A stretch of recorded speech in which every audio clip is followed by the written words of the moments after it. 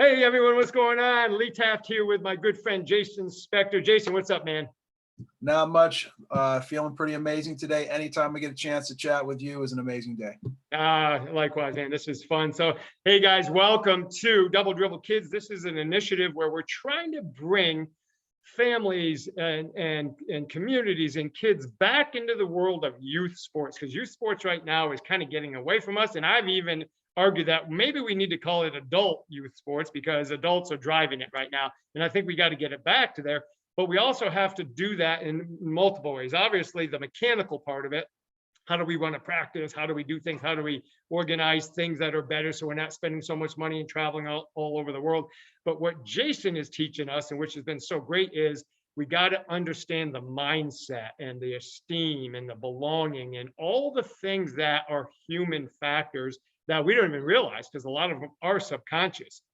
But an area that I want to dive in today, and I think Jason will enjoy this one as well because he was highly, highly successful, but he was successful because he was competitive and he had a plan and he was process oriented, is this concept of winning comes first. And I've recently had a talk with a middle school coach on this very topic because his approach was always, we are not ashamed to promote to our kids that we have to win. We want to win. And I was trying to say that you're almost setting yourself and your kids up for failure because you have no control over that. Like if I took my team and I start playing against, the best team in the state, well, my chances of winning, unless I have the best team, go down. Or what if the ball doesn't go in today? What if my kids feel a little bit sick today? It's kind of, they got the flu bug going through them. And we might not win, but we might lead in assists, or we might lead in takedowns, or we might do everything else really, really well. Doesn't show on the scoreboard, but if I put the process and those things first, we still win. Like we won something. We took away some wins. So Jason, before I go any further on this, what are your thoughts on that? On making sure that we frame winning and losing around the proper strategies and approaches and mindset? Yeah, there's so much there. That's an amazing that's a tough topic. It's a fun one. And I've combated some people in this topic like the one you're talking about. Yeah. Winning isn't everything. It's the only thing. Show me a good loser, I'll show you a loser. All these quotes and attitudes. And my college wrestling coach actually had that quote on his wall. And when I first went in, I was being recruited. I looked over his shoulder, it was sitting right there on his wall. And the fact is, I always brag, and but I do it in a way that's challenges the person's brain. I said it on an earlier video. I was an All-American, and I have it tattooed up here on my arm. I was All-American in 95 and 97. Well, what happened in 96? In 96, I was injured, and I was at one of the lowest points in my life when I lost my chance to wrestle. I got surgery right before the Nationals, and I was 2-2. The kid I lost to in the All-American round ended up getting drafted in the NFL. So a lot of people think Division III isn't nearly as competitive as Division I. But, that year I had competed against Edinburgh and West Virginia and Ohio and Michigan State. So we wrestled a very highly competitive, non-league schedule that was part of the Brockport recipe. But, to be an All-American, I had to lose probably 20 matches to D1 guys that just smoked me, right? I also brag and say, I have my belt actually right here. It's all dusty and on the floor, of course. Nobody cares anymore, but I won this sucker right here. Randy Couture signed it, the Natural. I got my picture with Randy Couture. He's an awesome dude, genuine guy. That's a MMA championship belt, but you know what? I got choked out 6 months prior by a guy. And so as much winning as I did, I've done losing. And I think losing is an essential element. And I always can bring it back to the growth mindset. For an extreme sport athlete that I've coached, he was the only kid that landed his name's Christian Earhart. We talked about him briefly once too at Woodward. But he landed 3 triple backflips, and he's the only kid his age to do that. But how many crashes did he have to do that, right? That's the fascinating thing for me. So with every success, Edison for a light bulb, I think it was 1,000 failures, Yeah. right? Oh yeah. Yeah. So that's the grit. That's the truth of it. Yeah. Anybody can just say, oh, well, we're here to win. And that's our culture. That's easier said than done. Yeah, exactly. And one of the guys that's famous for saying, if you're not winning, you're coming in second or worse, Vince Lombardi, right? Vince Lombardi was an extremely successful coach, but nobody talks about his process of practicing. So if you have a process of eliminating mistakes because of proper repetition and executing properly and making sure the skill of the various positions in the sport of football, in this case, are being executed at the highest level, well, sure, your chances of actually getting a win are going to go up. Plus, if you have, the caliber of athlete that he had on those Packers teams, right? And we can see this across the board from, some of the most successful programs. You've talked often about Jack LeBombard, right, at Queensbury, and the program that he had that established. Now, I grew up in Whitehall, the Dykels, right? Bob DeMarsh. The program that they had, the youth program that they ran at the playground, that the Pee Wee wrestling program, and the process by which they learned is what afforded those wrestlers to have the chance, like yourself, to go as far as possible into the state tournament and beyond that if they chose to go to college. So what I'm always trying to tell my parents and the youth coaches, high school, college, professional, whatever, when your emphasis and your anger or your excitement always goes towards the win or the loss category, you're putting yourself at a disadvantage because you have such little control over that, because you can't control. I was a track athlete as well. And I always would tell my track athletes, don't focus on the person next to you in the next lane because you have no control over them. Concentrate on your execution throughout the stages of the run, or the race, or the long jump, or the high jump, or the throw, or whatever it is. Because if you concentrate on the process and the work that you've done, you actually have control over that, or as much control as you can.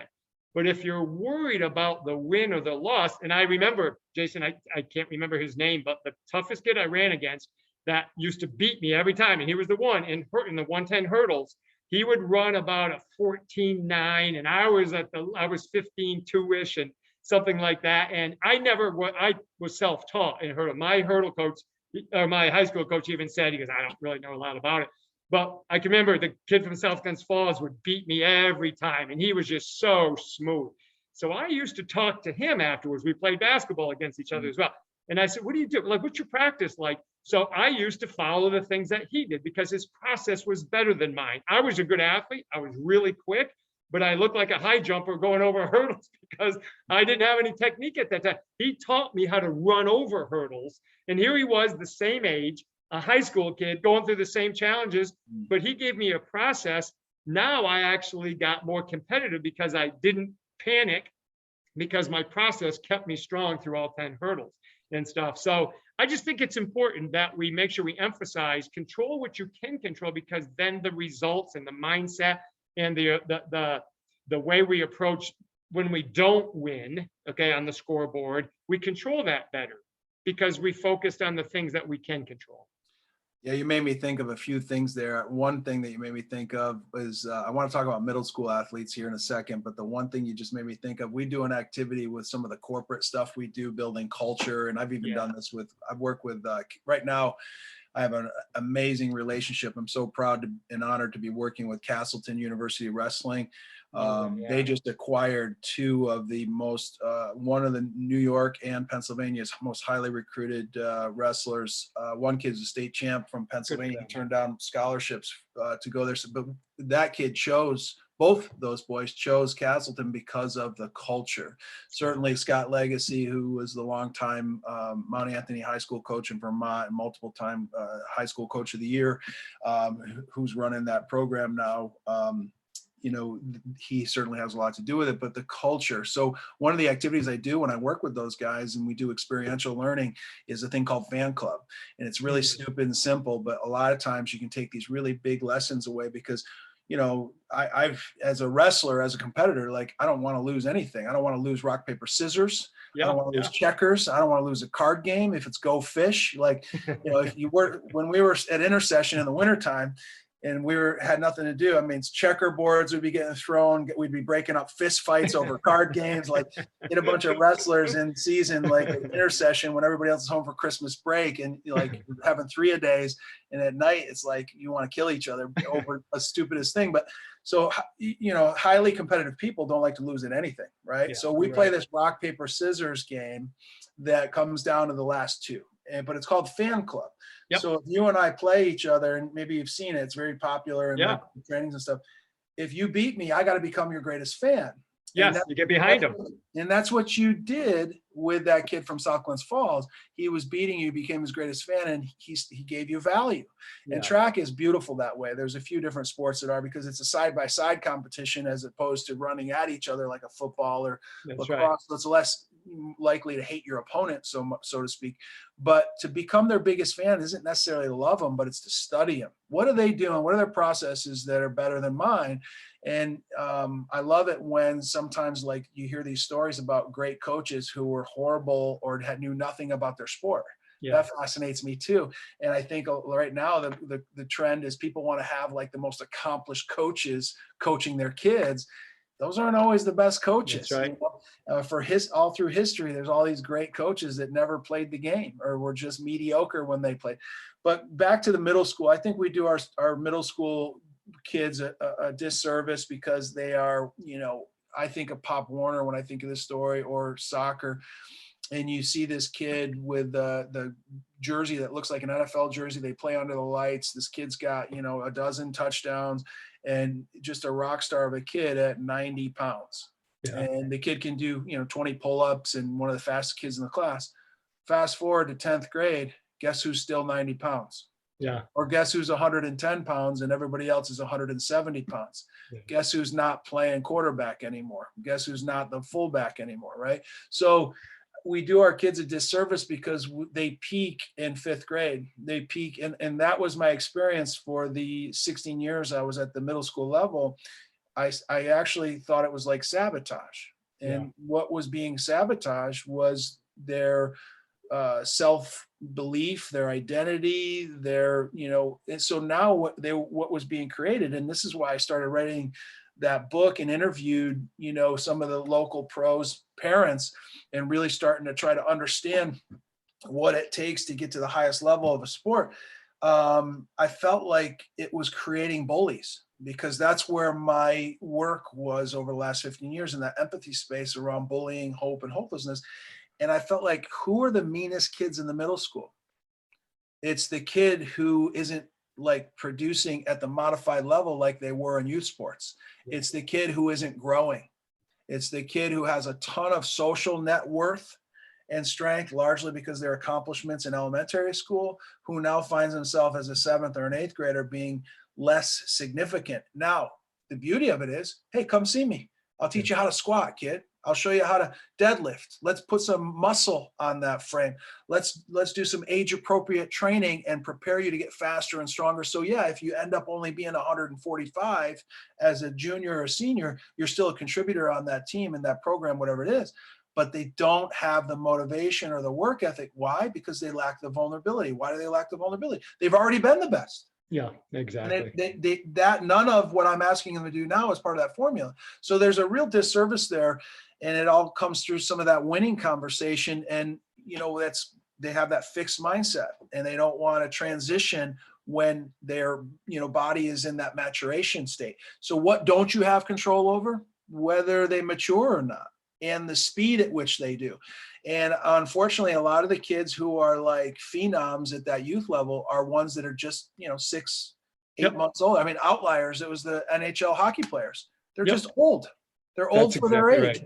Right. 100%. And I'll tell you a story. We moved to Indiana, you know, maybe 15, 16 years ago. And now we obviously moved down here to Florida. But when we first moved there, I can remember reading the Post, okay, the Indianapolis Post or Star. And they had an article on the very front page, not in the front of the sports section, on the very front page.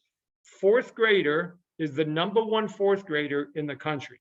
Jason, I'm not kidding. I was so angry, I shook, and I remember getting the editor's name, the guy who wrote that article, and the overall editor, and I wrote them a letter, and I said, if it's possible, you could be, indicted on child abuse, because what you did to this fourth grader, where does he go from there? What if he can't hold on to the number one player in the country in fifth grade, and then in sixth grade, and then now he becomes less than what he thinks he should be. And his parents, if they have that mindset, well, you're not working hard enough. You're hanging out with your friends, and you went to that sleepover when you could have shot 500 times, in fifth grade, right? And so this idea of labeling them as the number one anything at that age, and you talked about this in previous episodes about this elite status, or this, who's elite? What does that mean at that level? It doesn't exist at that level. When we put it in that category of the number one player, or you've got to win, or you got to be on the elite team, you can't be on this team, you got to be on the elite or the premier team, because the local team, you don't want to be on that team, right? You don't want to be with your friends. You want to go find, other friends. When we do that, we forget about that there's consequences, and we forget about where do we go from there.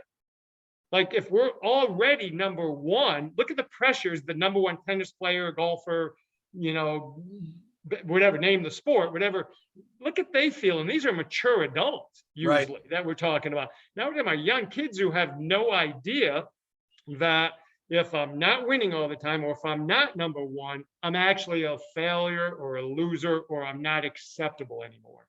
Okay. And that's the culture we've created when we do that. Yeah, there's definitely a trend, and I don't think it's a coincidence. And I could definitely tell stories of amazing young men and women that I've seen come through. And right now, one of my best friends, he was my best man at my wedding. His daughter Leah is at Geneseo. She's a junior, and Leah Vanderwalker, I'll even give her a shout out. And they had a tremendous season this year, and she's known widely for being an excellent leader because of the time she takes with the freshmen that are coming into the program. And she's only a junior, but she, I could brag for hours about her. But that's not the norm in my experiences, and that's not to knock anyone down, because it breaks my heart to see some of the social awkwardness, some of the selfish, possibly narcissistic qualities, and then the lifestyle choices that happen. I mean, it's largely, and this is where I kind of go back to that middle school age kid who's kind of been formed into a very low self-esteem individual, who's not getting the esteem and belonging that they did through youth sports, through this fixed mindset reward system of medals and trophies and accolades getting on the front page of the paper. I have a story just like that. I'm not going to tell because it's still unfolding and it's sickening, but I think that what the condition of our high school athletes right now, as a whole, there's exceptions. I mean, and I got to be careful because I'm working with several. Sure. But some of them can't call and talk to a human being about a job. Some of them can't ask for a reference for a resume for a job, or for a job that they're applying to.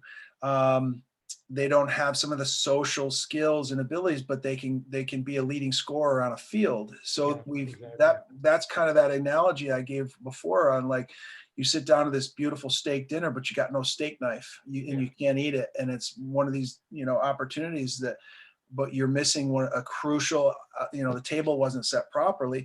So, we have a lot of work to do, and winning is, a side effect to setting the table properly. And it's a game of patience. I'll give a shout out here to all the coaches. You know what I always say? I'm one of the worst football coaches in history, but you know what? All my coaching was done at the freshman and modified level in 2 school districts that are predominantly not good at football, right? And I look at some of these coaches who are known for winning and success. Some of them, I'll just say it out loud and people can think I'm a jerk. they couldn't coach their way out of a wet paper bag. I agree I've 100%. taken kids that have Yep. no IQ in the sport and brought them up to a functional level at the freshman or the modified level where they can go out and perform and maybe have some success, right?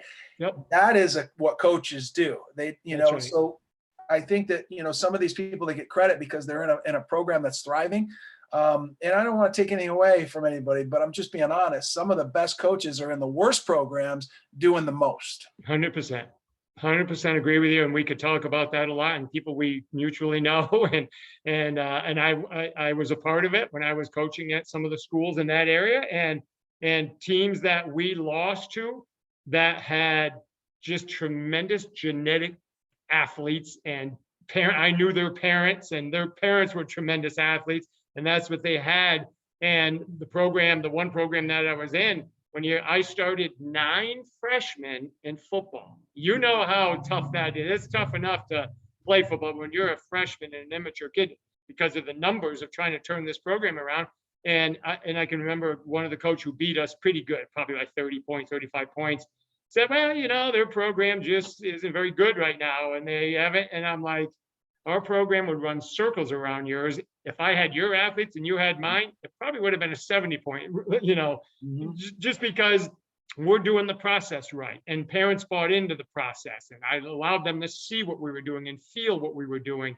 And the events that we did pre-game and post-game and on weekends and stuff, that's what created the need to be a part of the program, not just because of wins and losses. And then wins came. They just came because the athletes got better. We got faster, stronger, and quicker, and that all just kind of takes over. So, but again, Jason, I think this topic was a great one to hear because this hits home, right?